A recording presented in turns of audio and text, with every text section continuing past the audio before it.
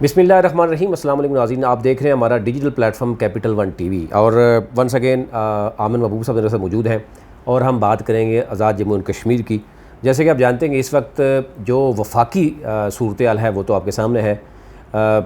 Newly आपने देखा होगा कि काबीना ने शहबाज शरीफ वज़ीर-ए-आज़म होते हुए उन्होंने लंदन का दौरा किया।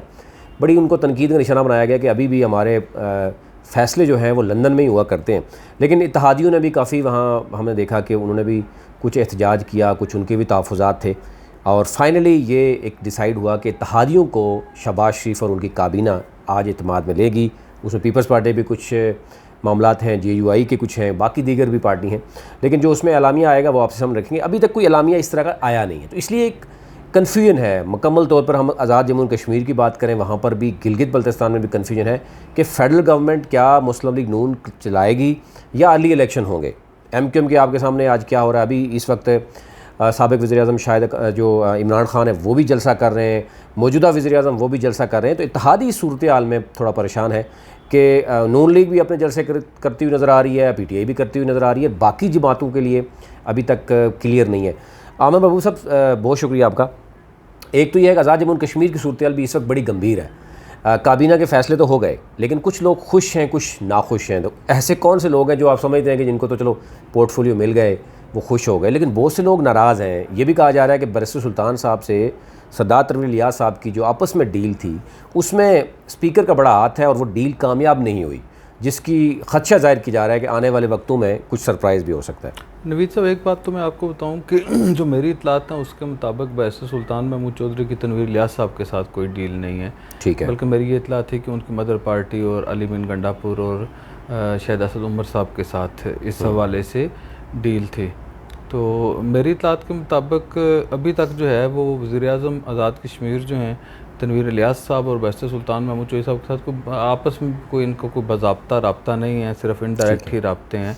और बैरिस्टर सुल्तान महमूद चौधरी साहब भी इस काबीना की तश्कील के मरहले पे खुश नहीं हैं और चो इनवारुल हक साहब भी खुश नहीं हैं। और ख़्याल ये किया जा रहा था कि शायद चो इनवारुल हक साहब ने क्यों कोशिश की थी कि किसी सूरत भी बैरिस्टर सुल्तान के जो साहबजादे हैं यासर सुल्तान साहब, उन्हें जो है वो किसी सूरत भी PPH की वजारत ना दी जाए। उसके पीछे वो जो बैकग्राउंड बताते हैं वो कहते हैं कि एक भिम्बर से तर्रक रखने वाले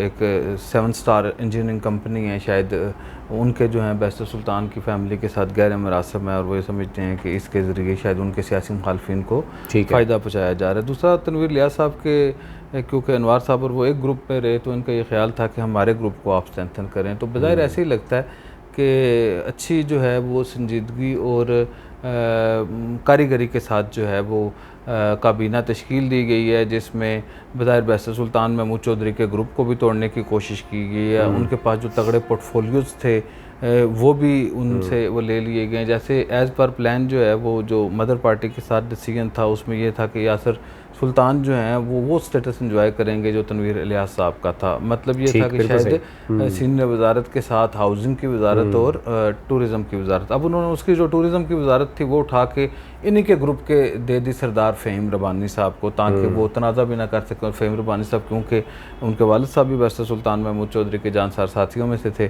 तो एक ये थी। इसी तरह इन्होंने ये किया कि जो एक वजारत यासर सुल्तान के साथ जो हल्का है, इनके जो भाई हैं चौधरी अरशद साहब, उनके पास एक तगड़ा महकमा था हाइडल का जिसे PDO कहते हैं, वो उठा के उन्होंने चौधरी रशीद साहब को मुजफ्फराबाद से दे दिया। अब चौधरी रशीद साहब ने जब से सियासत का आगाज़ किया वो बैरिस्टर सुल्तान महमूद चौधरी के साथ ही रहे हैं। तो ये ऐसी खामोश वारदात थी कि जिसके ऊपर जो है वो अगर बैरिस्टर सुल्तान रद्द अमल करते तो शायद उन्हें अपने जो है वो साथियों से महरूम होना पड़ता, या ये तासर जाता कि शायद वो सारी सियासत जो अपने अपने घर के लिए कर रहे हैं।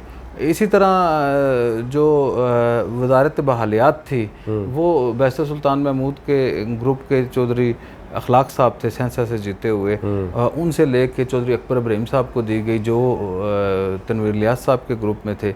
इसी तरह जो फ़हीम रब्बानी जो थे बैरिस्टर सुल्तान के साथ थे, उनकी जो वजारत इत्तलात है वो रफ़ीक नईर साहब को मामले ख़ुसूसी बना के उसकी जो है वो वजारत दे दी गई।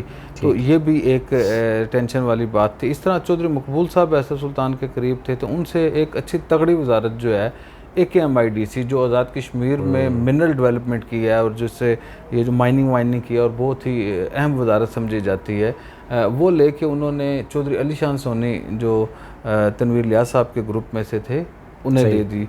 और इस तरह छोटी मोटी और जो हैं वो वजारतें भी तकसीम कर दी गई। और सरदार मोहम्मद हुसैन साहब, क्योंकि बैसर सुल्तान महमूद का ये ख्याल था कि या दावा था कि ये जो 2 लोग वज़ीर बनने हैं, एक तो शाहिद असगीर साहब के बदले में बनने हैं तो शायद वो मकबूल साहब हैं, और बैसर सुल्तान साहब का कहना यह था कि उन्होंने सरदार मोहम्मद हुसैन साहब को इस शर्त पर राज़ी किया था कि उन्हें सीनियर एडवाइज़र के साथ कोई अच्छे पोर्टफोलियोज़ दे के उन्हें राज़ी करना है, तो वो भी शायद नहीं हो सका। और जो सबिया सदीक साहिबा बैसर सुल्तान महमूद चौधरी के हल्के से तल्लक है, स्पेशल नशस्त पे आई हैं, तो उन्हें भी, जो पहले वो पार्लिमानी सेक्रेटरी तो उन्हें पार्लिमानी सेक्रेटरीज़ की फहरिस्त से भी निकाल दिया गया है। तो अभी तक जो मेरा ख्याल है, मेरी इत्ला है कि जो उन्होंने कल गंडापुर साहब के साथ मुलाकात की है उसमें उन्होंने कैटेगोरिकली बता दिया है कि आपको सबिया सदीक को पब्लिक अकाउंट्स कमेटी का चेयरमैन बनाना है या उसे मुतबादल उस लेवल की कोई एडजस्टमेंट करनी है। इसी तरह सरदार मोहम्मद हुसैन साहब को इजाफी वजारत देने का उन्होंने कहा है कि हर सूरत सरदार मोहम्मद हुसैन साहब को राज़ी करना है। इसके अलावा शायद उन्होंने अपने ग्रुप के बाज़ जो जगह पे वजारतें हैं वो भी उन्होंने वापसी का मुतालबा रखा है। अब ये देखना पड़ेगा कि तनवीर इलियास साहब अपने ग्रुप को किस तरह वो करते हैं, मैंडेट क्या क्या करते हैं। बज़ाहिर यही इतलात हैं कि मदर पार्टी ने कहा है कि हमने जो जो वादे किए थे आपके बेटे को सीनियर वज़ीर भी बनाएंगे, उनकी वजारतें भी हम वो ठीक करेंगे। और मेरी ये इतला थी कि शायद वो जो वजारतें उनके ग्रुप में के लोगों के पास चली गई हैं वो तो उन्होंने उसे नहीं छेड़ा, बैसर साहब ने मुतालबा नहीं रखा, लेकिन जो वजारतें उनके ग्रुप से बाहर गई हैं वो बैसर साहब ने सारी जो हैं वो अपनी वजारतें मांगी। अब दूसरी तरफ जो इनवारुल हक साहब एक ग्रुप को लीड कर रहे थे, जिनका ये ख्याल था कि बैसर सुल्तान महमूद चौधरी क्योंकि सदर हैं और उनके साहबजादे को सीनियर वज़ीर बनाना ये शायद किसी तरह अखलाकी और सियासी तौर पर मुनासिब नहीं है।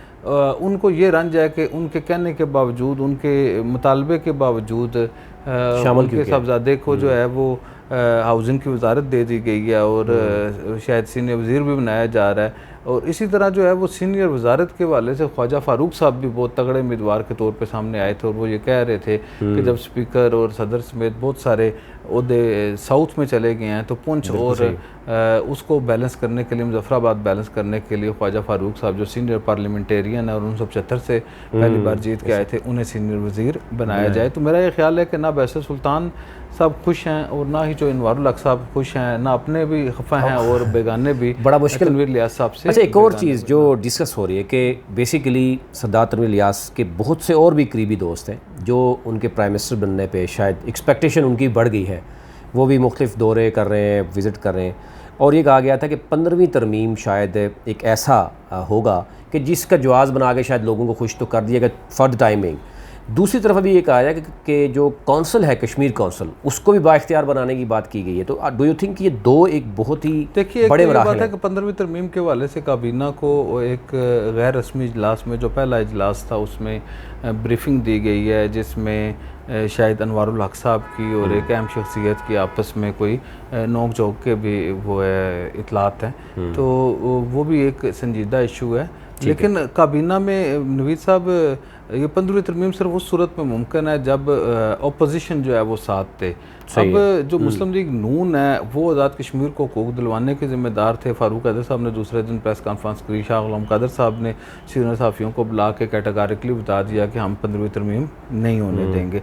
इस तरह पीपल पार्टी वालों ने भी अपना इजलास किया और बताया है। लेकिन क्योंकि तनवीर लियाज साहब ने हर वो काम किया जो नहीं किया जा सकता था और ये ख्याल था कि जी उनकी कुछ लोगों से बात हुई है, जिस तरह उन्होंने वज़ारत उज़्मा आज़ाद कश्मीर की हासिल कर ली, या वो डूअर हैं, या वो ये बात है कि वो हैंडलर से बात करते हैं, हुकूमतों के और पार्टियों के हैंडलर से बात करते हैं। जो लोग पीपल्स पार्टी को हैंडल करते हैं, जो लोग मुस्लिम लीग नून को हैंडल कर रहे हैं, तो शायद वो हैंडलर्स के या आइज़ एंड ईयर्स की बात करके डरा डरू के, या वो क्योंकि साहिब इस्तात हैं उनके पास वसाइल भी हैं, तो एक फैक्टर ये भी कह रहा है कि शायद कोई माली लेन देन की डील करके बाज़ अपोजिशन मेंबरान असम्बली को ख़रीद लिया गया है और वो 15वीं तरमीम के हक़ में है। इसके ऊपर बड़ी ही गहरी नज़र रखी हुई है मुस्लिम लीग नून की क़यादत ने भी और पीपल पार्टी की क़यादत ने भी। और मेरी इत्तला ये है कि शायद ये जो वजारतों की जो है वो उनका कंसेंसस है कि हम कोई ऐसा काम नहीं कर सकते कि सरदार तनवीर लियाज साहब को या PTI के किसी भी वज़ीर आज़म को ये इख्तियार दे दिया जाए कि वो 30 वज़ीर बना सके, 30 मशीर बना सके और सारे लोगों को एडजस्ट करके 5 साल तक वो हुकूमत में कायम रहे और मुस्लिम लीग नून और पीपल पार्टी सेक्रीफाइस करे। लेकिन सारी चीज़ें जो हैं वो अभी तक जो है वफाक की जो हालात हैं, जो पाकिस्तान के गैर मामूली हालात हैं, उनकी जद में हैं। चीफ सेक्रेटरी और IG के तबादले के बाद बज़ाहिर सरदार तनवीर इलियास साहब के लिए टफ टाइम शुरू हो गया है। एक जो आखिरी सिमाही है उसका 5 अरब रुपये भी कट चुके हैं, तो अभी तनवीर इलियास साहब का मुश्किल टाइम का आगाज़ हुआ है। अगर तो पाकिस्तान में मुस्लिम लीग नून की हुकूमत किसी तरह ये चल पड़ती है या ये किसी बुरान से निकलने में कामयाब हो जाते हैं तो फिर तनवीर इलियास साहब का सर्वाइवल जो है वो खासा मुश्किल हो जाएगा। लेकिन अभी तक ऐसी सूरत हाल है कि आज़ाद कश्मीर की तरफ किसी के होश ही नहीं है। बिल्कुल सही, उस तरफ रुझान नहीं है। एक तो कायरा साहब की अभी गिलगित बल्तिस्तान का उन्होंने टूर किया, वहाँ के जो मुस्लिम लीग नून के सदर हैं साबिक़ वज़ीर आला उनसे मुलाकात की, फिर मौजूदा जो पीपल्स पार्टी के सदर हैं एडवोकेट अमजद उनसे भी मुलाकात की, और ये भी कहा गया कि वहाँ की के हवाले से उन्होंने कहा जी कि ये जो आज अहम सीटिंग है उसके बाद कोई फैसला करेंगे। कश्मीर में वो क्या कर सकते हैं? दूसरा ये मुझे एक मैं ऐड करना चाह रहा था क्वेश्चन कि कश्मीर कौंसिल की बात की जा रही है कि उसको बाइख्तियार बनाया जा सकता है, पावरफुल बनाया जा सकता है, कि ये भी एक खाम ख्याली। देखिए, एक तो ये बात है कि कश्मीर कौंसिल का किरदार जो है वो बिल्कुल ही ख़त्म कर दिया गया था और वो जो ब्रिज का रोल था वो ख़त्म कर दिया गया था। मैं समझता हूँ कि कश्मीर कौंसिल के आइनी किरदार को बहाल करने की ज़रूरत है और जो जॉइंट सेशन है उसको भी बहाल करने की ज़रूरत है। कश्मीर कौंसिल के मेम्बरान को फ़ंड्स भी देने चाहिए, जितने मेम्बरान कौमी जो कानून साज असम्बली के हैं उन्हें, चाहे वो आज़ाद कश्मीर हुकूमत खुद दे दे। एक मैं आपको जो है बात बताना चाहता हूँ कि जो मेरी इतलात हैं, गुज़श्ता चंद घंटों में बैरिस्टर सुल्तान महमूद चौधरी ने पाकिस्तान पीपल्स पार्टी की भी अहम शख्सियत से रब्ता किया है, मुलाकात की है। उन्होंने आके मुजफ्फराबाद में भी मुलाकात हुई है और एक आध दिन में उनकी मुस्लिम लीग नून से तल्लक रखने वाले साबिक़ वज़ीर-ए-आज़म से भी डिटेल मुलाकात हुई है। और कमरज़मान कायरा जो वफाकी वज़ीर अमूर कश्मीर हैं वो और बैरिस्टर सुल्तान भी मुसलसल में राब्ते में, और बाद वज़रा अकराम जो हैं वो बैरिस्टर सुल्तान और कमरज़मान कायरे के दरमियान ब्रिज का किरदार अदा कर रहे हैं। तो ये हमारी जो है पॉलिटिकल अपडेट है, तो जिसके असरात जो है मेरे ख्याल में अभी पाकिस्तान के हालात की वजह से रुके हुए हैं। और जैसे ही पाकिस्तान के हालात या वो देख रहे हैं कि ये मई का महीना जब इख्तिताम पज़ीर पहुँचेगा, इमरान खान साहब अपनी तहरीक को किस तरह लेके चलते हैं, तो फिर इस आज़ाद कश्मीर की हुकूमत की हिकमत अमली और इनके सियासी मुस्तकबिल के हवाले से बंदोबस्त किया जाएगा। अच्छा, मेरा लास्ट क्वेश्चन है कि अभी तक सरदार तनवीर इलियास जिस तरीके से अब कहा जा रहा है कि वो बड़ा IT पार्क्स भी बनाने जा रहे हैं, वो टूरिज़म के ऊपर पब्लिक प्राइवेट पार्टनरशिप पे बहुत बड़े प्रोजेक्ट्स लेके आना चाह रहे हैं, सिटीज़न पोर्टल उन्होंने जनाब बना दिया है, और फिर उसके बाद उन्होंने कहा जी कि वो ब्यूरोक्रेसी और पता नहीं क्या कुछ रिफॉर्म्स लाएंगे। लेकिन सवाल ये पैदा होता है कि क्या अगर चीफ़ सेक्रेटरी या IG जब वो किसी और गवर्नमेंट का होगा, अमूर कश्मीर किसी कोई और होगा, फेडरल गवर्नमेंट नून लीग की होगी, तो तहरीक इंसाफ का वज़ीर-ए-आज़म वहाँ पे क्या कर सकेगा?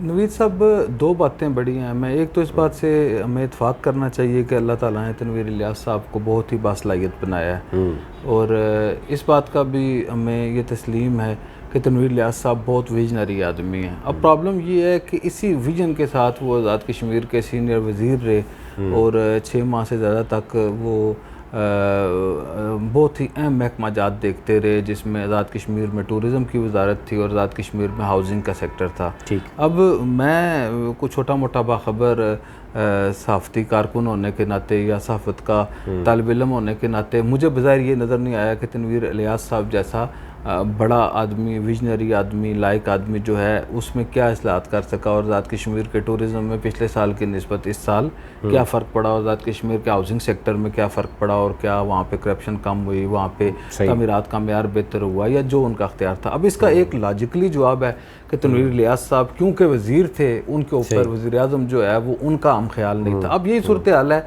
कि अब तनवीर इलियास साहब वज़ीर-ए-आज़म हैं, अब उनके नीचे जितने वज़ीर हैं वो उनके हम ख्याल नहीं है। मैं आज़ाद कश्मीर में ये तो नहीं समझता कि दूध की नहरें बह जाएंगी या कोई बहुत ही अनहोनी हो जाएगी, लेकिन जिस अंदाज से हम तवक्को कर रहे हैं या जिस अंदाज से हम पोर्ट्रेट कर रहे हैं सरदार तनवीर इलियास साहब को, तो उस तरह की तवक्कुआत जो हैं वो नहीं रखनी चाहिए। देखिए हमारे पाकिस्तान में इमरान खान साहब ने भी बहुत काम किए, कुछ अच्छे काम भी किए, लेकिन जिस तरह के वो वादे करके और जिस तरह का अपने आप को पोर्ट्रेट करके आए, उसके बाद जब उन्होंने वो नहीं किया तो उसकी वजह से उनकी पार्टी को और कौमी सतह पर नुकसान उठाना पड़ा। मेरा ये ख्याल है कि तनवीर इलियास साहब को प्रैक्टिकली काम करने की ज़रूरत है, ना कि दावे करने की ज़रूरत है। बिल्कुल सही है। बहुत शुक्रिया आमिर महबूब साहब आपका। ख्वातीन हज़रात, आपने हमारा जो अभी डिजिटल प्लेटफॉर्म से कैपिटल वन टीवी से आपने सुना, आपने देखा, आपकी एक तो फ़ीडबैक की जो है वो ज़रूर है, आप ज़रूर कमेंट्स कीजिए, आपके जो सवालात हैं उनके जवाबात आप तक ज़रूर लाएंगे। हमारा काम है कि जो इस वक्त पॉलिटिकल सूरत-ए-हाल है फेडरल से लेकर आज़ाद जम्मू कश्मीर, गिलगित बल्तिस्तान में, उसके ऊपर जो कम्प्रिहेंसिव तजिया है, जो सीनियर सहाफ़ी हैं उन तक लाएँ। फ़ैसला आपने ख़ुद करना है। अपना आपने मुल्क का ख्याल रखिए। अल्लाह ने के बाद।